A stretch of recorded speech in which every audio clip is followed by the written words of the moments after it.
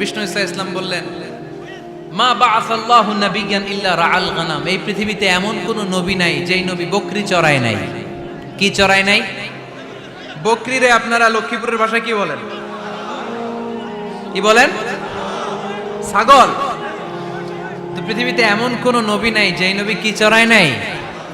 ছাগল চড়ায় নাই। সাহাবারা বললেন, ইয়া রাসূলুল্লাহ আনতা কাযালিক, আপনিও ছাগল চড়াইছেন?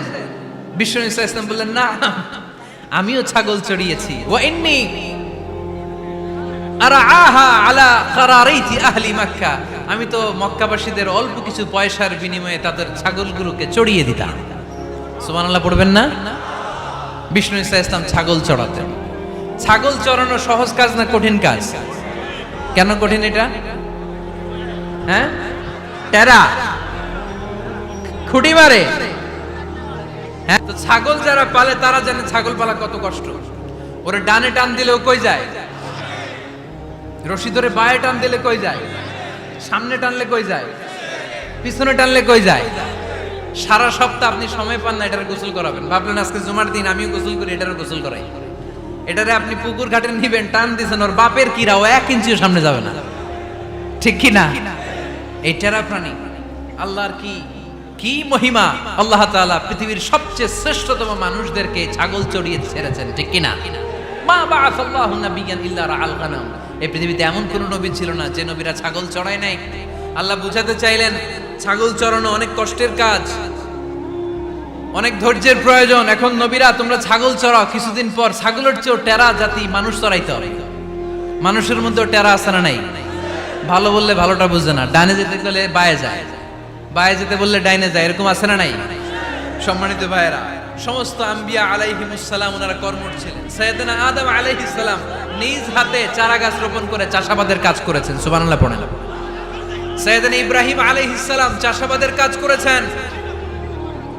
সাইয়েদনা দাউদ আলাইহিস সালাম নিজ হাতে যুদ্ধের জন্য যে পোশাক পরতে হয়, যেটা পরলে গায়ের মধ্যে ছুরি মারলেও ঢুকে না, ওই শিরস্ত্রাণ বানিয়েছেন, নিজ হাতে তলোয়ার বানিয়েছেন। সুবহানাল্লাহ পড়েন। সাইয়েদনা মূসা আলাইহিস সালাম ছাগল চড়িয়েছেন। সাইয়েদনা মূসা আলাইহিস সালামের মেজাজ নরম না গরম? নবীদের মধ্যে সবচেয়ে বেশি মেজাজওয়ালা নবী ছিলেন মূসা আলাইহিস সালাম। উনিও 8 থেকে 10 বছর সাইয়েদনা শুআয়ব আলাইহিস সালামের এরিয়াতে ছাগল চড়িয়েছেন। চিল্লায়ে বলেন সুবহানাল্লাহ।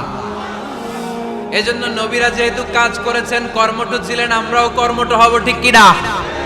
সাহাবারাও কর্মঠ ছিলেন। বিশ্বনবীর সাহাবারাও ব্যবসা করতেন। সাইয়েদনা আবু বকরের বিশাল ব্যবসা প্রতিষ্ঠান ছিল। সুবহানাল্লাহ পড়েন। আপনারা হজ উমরা করেছেন কে কে দেখি? করছেন? মাশাআল্লাহ। যারা করে নাই আল্লাহ তাদেরকেও আল্লাহর ঘর জিয়ারতের তুমি নসিব করো। বিশ্বনবীর মাকবারার সামনে দাঁড়িয়ে আমরা যেন সালাম পেশ করতে পারি, তুমি নসিব করো। বাইতুল্লাহ শরীফে এবং মসজিদ নববীতে আমরা যেন সালাত আদায় করতে পারে, আল্লাহ তুমি নসিব করো। সাইয়েদনা আবু বকর রাদিয়াল্লাহু তাআলা আনহুর ব্যবসা প্রতিষ্ঠান ছিল মক্কার কাবা ঘরের পাশেই। ওনার ব্যবসা প্রতিষ্ঠানগুলো যেখানে ছিল ঠিক ওইখানে সৌদি সরকার এখন শপিং মল বানিয়ে দিয়েছে, মাতজার আবু বকর। মক্কা শহরের যেখানে বহিরাগতরা এসে ওখানে ছাগল, ওখানে ঘোড়া, উট এগুলো রাখতো, আস্তাবল রাখতো, ঘোড়া আর উট যেখানে রাখা হতো ঠিক ওই জায়গায় সৌদি সরকার ওটার পার্কিং লট বানায় দিচ্ছে। মানে যেখানে আগে সাহাবাদের ব্যবসার জায়গা, ওইখানে বর্তমানে শপিং মল। যেখানে আগের সময়কাল সাহাবারা উট আর ঘোড়া রেখে বাঁধতো, ওইখানে এখন গাড়ি ঘোড়া রাখার ব্যবস্থা করা হয়েছে।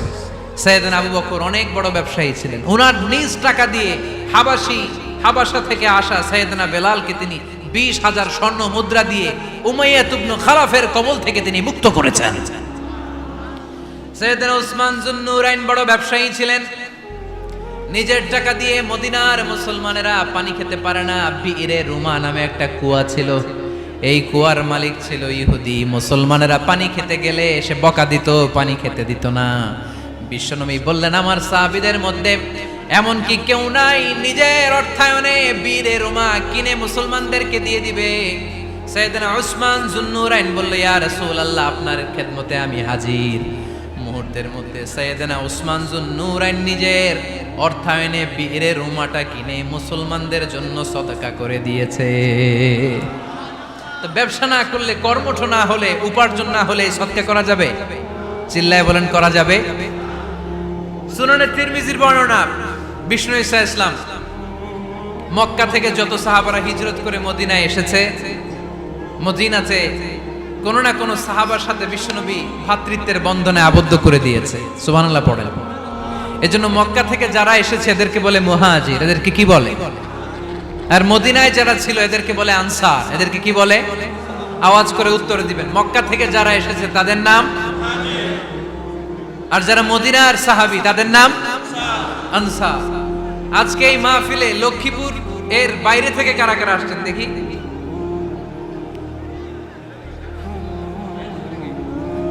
মাশাআল্লাহ, মাশাআল্লাহ, অনেক আসছে। আল্লাহ ভাইদেরকে তুমি কবুল করো, হাত নামান। এই যে লক্ষ্মীপুরের বাইরে থেকে যে ভাইরা আসছে তারা লক্ষ্মীপুরের মেহমান, ঠিক কিনা? মক্কা থেকে হিজরত করে যে সমস্ত সাহাবারা এসেছিল তারা ছিল মদিনার মেহমান। বিশ্বনবী এক এক মক্কার সাহাবীকে মদিনার এক এক সাহাবীর সাথে ভ্রাতৃত্বের বন্ধনে আবদ্ধ করে দিলেন। আব্দুর রহমান ইবনে আউফ রাদিয়াল্লাহু তাআলা আনহু, ওনার সাথে ভ্রাতৃত্বের বন্ধনে যে সাহাবীকে বিশ্বনবী আবদ্ধ করে দিলেন ওনার নাম হচ্ছে সাদ ইবনে রাবিয়া। কি নাম? মদিনার অনেক বড় ব্যবসায়ী। বিশ্বনবী বললেন, ও আব্দুর রহমান ইবনে আউফ, সম্পদ ছেড়ে দিয়ে, পরিবার ছেড়ে দিয়ে, স্থাবর অস্থাবর সব ছেড়ে দিয়ে আল্লাহ রাসূলের ভালোবাসায় মক্কা থেকে মদিনায় এসেছো। মদিনায় তোমার চিন্তা নাই, সাদ ইবনুর রবিকে আমি তোমার ভাই বানিয়ে দিলাম। সাদ ইবনুর রবি তোমার আপন ভাইয়ের মতো। সাদ ইবনে রবি বলল, আব্দুর রহমান, জীবনে তোমারে কোনোদিন দেখি নাই, তোমারে আমি চিনি না, তোমার নাম শুনি নাই, কিন্তু বিশ্বনবীতে তোমার দায়িত্ব আমাকে দিয়েছে। আমার চেয়ে বড় ধনী এই মদিনার মধ্যে দ্বিতীয় কেউ নাই। আজ থেকে তুমি আমার ভাই, আজ থেকে তুমি আমার কি? আল্লাহ আমাকে যত সম্পত্তি দান করেছে তার অর্ধেক সম্পত্তি আমি তোমার নামে দিয়ে দিলাম। ও আব্দুর রহমান ইবনে আউফ, শুধু তাই নয়, রব্বুল আলামিন আমাকে দুইজন স্ত্রী দিয়েছে। কয়জন? তুমি দেখো আমার কোন স্ত্রীকে তোমার বেশি ভালো লাগে, যার নাম তুমি বলবে সাথে সাথে আমি তারে তালাক দিয়ে দিব।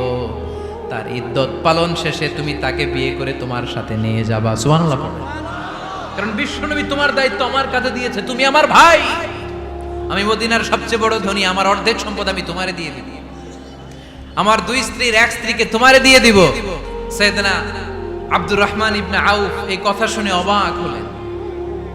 অবাক হয়ে উনিও এক অবাক কথা বললেন। উনি বললেন, লা হাজাতা লি ফি ইয়া আখি, ও আমার প্রাণের ভাই, তোমার কথা শুনে আমার হৃদয়টা ভরে গিয়েছে, কিন্তু তোমার সম্পদেরও দরকার আমার নাই, তোমার স্ত্রীরও দরকার আমার নাই। বারাকাল্লাহু ফি মালিক ওয়া লি আহলিক, আল্লাহ তোমার মালেও বরকত দেখ, তোমার সম্পদেও বরকত দেখ। তুমি শুধু একটু কষ্ট করবা। কি কষ্ট? দুল্লানি আলা সুক, show me the way to the market. তুমি মদিনায় কোনো মার্কেট আছে কিনা, শপিং মল আছে কিনা, ব্যবসা প্রতিষ্ঠান আছে কিনা আমারে দেখায় দাও। সুবহানাল্লাহ পড়ে। আমরা হইলে কি করতাম?